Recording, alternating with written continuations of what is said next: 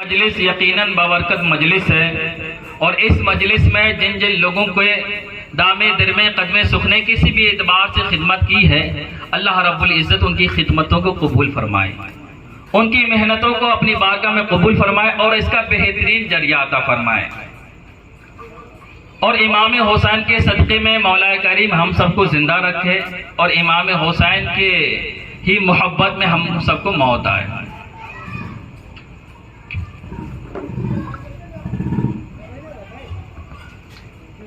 میں نے قرآن مقدس کی جس آیت کریمہ کی تلاوت کی ہے، رب ارشاد فرماتا ہے قُلْ لَا أَسْأَلُكُمْ عَلَيْهِ أَجْرًا إِلَّا الْمَوَدَّةَ فِي الْقُرْبَى۔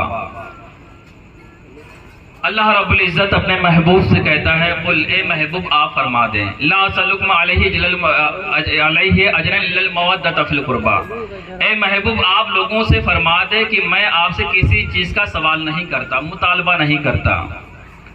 میں نے جو پیغام رسالت آپ تک پہنچائی، جو دین کی باتیں آپ تک پہنچائی، میں اس میں آپ سے کوئی چیز نہیں چاہتا مگر یہ کہ تم میری اہل بیت سے محبت کرو، میرے گھر والوں سے محبت کرو، میں بس اتنا ہی چاہتا ہوں۔ تو آج ہم اور آپ اہل بیت سے محبت کر رہے ہیں۔ امام احمد رضا خان فاضل بریلوی کی لکھی ہوئی کتاب ہے، اس میں لکھا ہوا ہے کہ حجۃ الوداع کے موقع پر پیغمبر اعظم نے لوگوں کو خطاب فرمایا، آخری جب حج کیا اپنی عمر کا، اس کے بعد انتقال فرما گئے ظاہری دنیا سے، تو آپ نے لوگوں سے ایک خطاب فرمایا، اس میں تقریباً 1 لاکھ سے زیادہ لوگ تھے۔ خطاب فرمایا، اے لوگو، میں تمہارے درمیان 2 چیزیں چھوڑ کر جا رہا ہوں، اسے مضبوطی کے ساتھ پکڑے رہنا۔ اگر تم اسے مضبوطی کے ساتھ پکڑے رہو گے تو دنیا میں بھی تمہیں کامیابی ملے گی، آخرت میں بھی کامیابی ملے گی۔ صحابہ اکرام نے عرض کیا، یا رسول اللہ وہ 2 چیزیں کیا ہیں؟ میرے پیغمبر نے ارشاد فرمایا، ان میں سے ایک چیز یہ ہے کہ قرآن کو مضبوطی کے ساتھ پکڑیں، کتاب اللہ۔ دوسری چیز یہ ہے کہ اہل بیت میری آل کو مضبوطی کے ساتھ پکڑیں۔ اگر آپ ان 2 چیزوں کو مضبوطی کے ساتھ پکڑے رہیں گے تو دنیا اور آخرت میں کامیابی کامرانی حاصل ہوگی۔ لیکن الحمدللہ ہم لوگ خوش نصیب ہیں کہ آج کی تاریخ میں ہم نے کتاب اللہ کو بھی پکڑا بھی، اور اہل بیت کی محبت میں یہ محفل بھی سجائی۔ اگر محبت نہ ہوتی تو یہ چاندنی، یہ کمکمیں لگانے کی ضرورت ہی نہ ہوتی۔ محبت ہی امام حسین کی ہے جو ہم اور آپ بیٹھے ہوئے ہیں، وقت نکالے ہوئے ہیں۔ تو امام حسین سے محبت کرنا یہ ایمان کی دلیل ہے۔ پیغمبر اعظم نے ارشاد فرمایا، رب کی جانب متوجہ ہو کر، اے اللہ یہ حسین ہے، میں اس سے محبت کرتا ہوں، تو بھی اس سے محبت کر، اور جو حسین سے محبت کریں ان سے بھی تو محبت کر۔ یہ اللہ رب العزت کی جانب متوجہ ہو کے میرے پیغمبر نے فرمایا تھا۔ اور امام حسین حسن کوئی معمولی شخصیت کا نام نہیں ہے۔ ایک عربی شاعر کہتا ہے، لی خمسۃ اطفی بہا حر الوباء الحاتمہ، المصطفیٰ والمرتضیٰ وابنہما والفاطمہ۔ وہ کہتا ہے کہ جب میں کوئی پریشانی میں مبتلا ہو جاتا ہوں تو میں اس پریشانی کو دور کرنے کے لیے ان 5 لوگوں کے نام لے لیتا ہوں تو میری تمام پریشانی دور ہو جاتی ہے، تمام پریشانی دور ہو جاتی ہے پنجتن پاک کے نام پاک سے۔ پہلے شخصیت کا نام ہے محمد صلی اللہ علیہ وسلم۔ جو لوگ ہمارے نبی کو ماننے والے ہیں، ہم لوگ تو تعریف کرتے ہیں، جو لوگ میرے پیغمبر کو نہیں مانتے وہ بھی تعریف کرتے ہیں، وہ بھی نام محمد رکھتے ہیں، محمد کہتے ہیں۔ محمد کا معنی ہے تعریف کیا ہوا انسان۔ کسی نے محمد کہا، اس نے تعریف کر دی۔ دوسری شخصیت کا نام آتا ہے علی۔ آپ لوگوں نے بیانات سنے ہوں گے، لیکن شاید اللہ ماشاءاللہ کسی کی ذہن میں ہو کہ محمد کا معنی کیا ہو، علی کا معنی کیا ہوتا ہے۔ علا یعلو، اس کا معنی ہے بلند ہونا۔ میرے پیغمبر نے حضرت علی کو بلند کیا، تو علی کا معنی ہوتا ہے بلند کرنا۔ حضرت علی کیسے بلند ہوئے؟ جب پیغمبر اعظم نے فتح مکہ کیا، فتح مکہ ہو گیا، خانہ کعبہ کے اندر کفار و مشرکین کے اس دور کے لات و عزا کے نقشے کے بت رکھے ہوئے تھے. میرے پیغمبر نے تمام بتوں کو مکے سے صاف کیا. صاف کرنے کے بعد کچھ بت اوپر کی جانب رکھے ہوئے تھے. پیغمبر اعظم نے ارشاد فرمایا اے علی آپ میرے کاندھے پر سوار ہو جائیے, ان بتوں کو ہٹا دیجیے, صاف کر دیجیے جو لات و عزے کی نقشے کی شکل کی تھے. حضرت علی نے کہا اے میرے آقا, اے میرے رہبر, میں آپ کے کاندھوں پر سوار ہو جاؤں؟ یہ مجھ سے نہیں ہو سکتا. اے پیغمبر اعظم میں آپ کے کاندھے پر نہیں سوار ہوں گا بلکہ آپ میرے کاندھے پر سوار ہو جائیں. آپ میرے کاندھے پر سوار ہو جائیں اور آپ ان بتوں کو صاف کر دیں.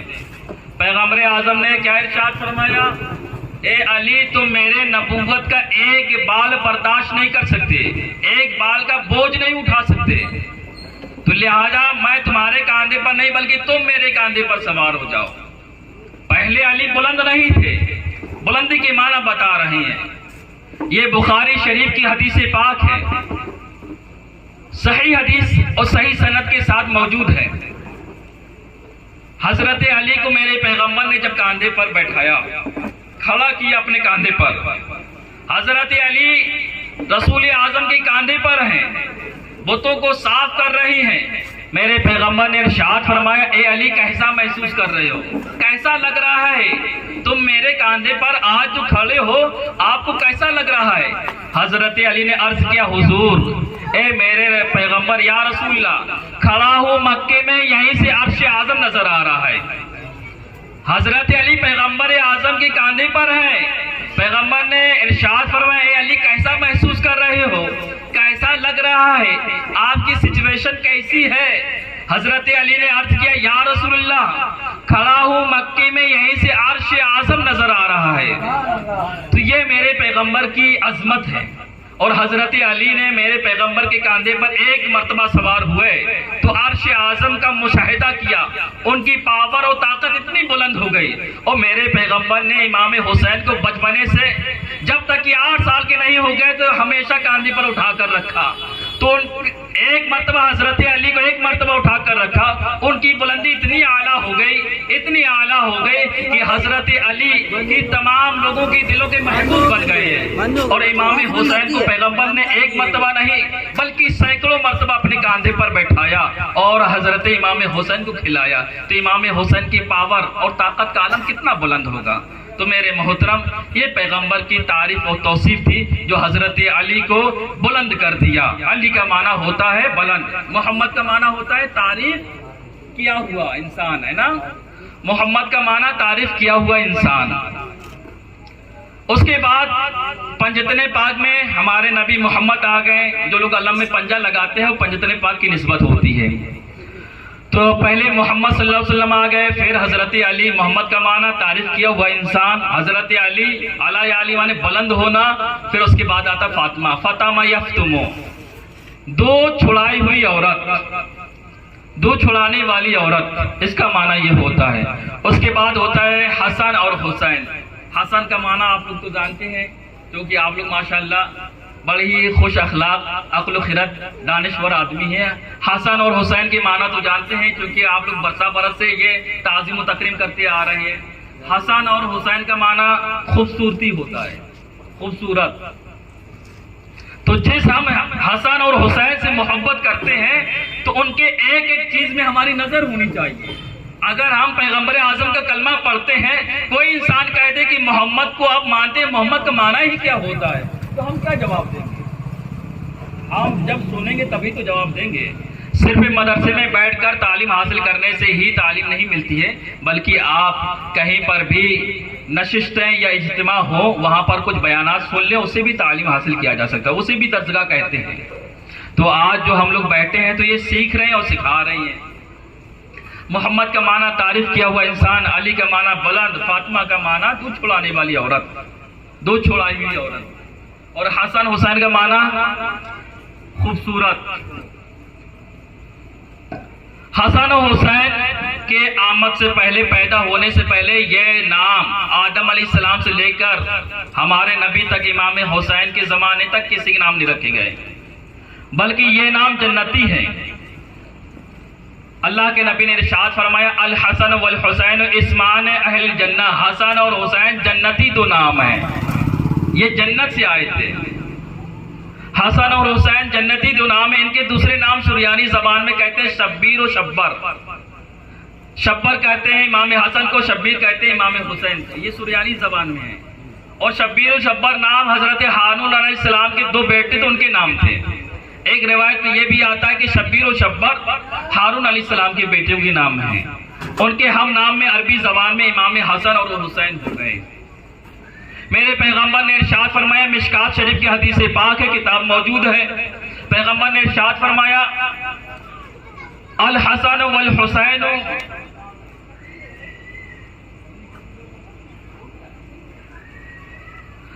سیدہ شباب اہل جنہ، حسن اور حسین جنتی نوجوانوں کے سردار ہیں۔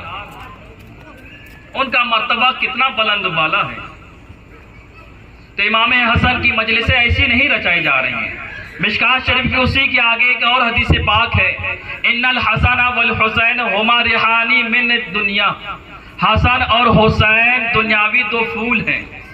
میرے پیغمبر نے ارشاد فرمایا حسن اور حسین یہ پھول ہیں۔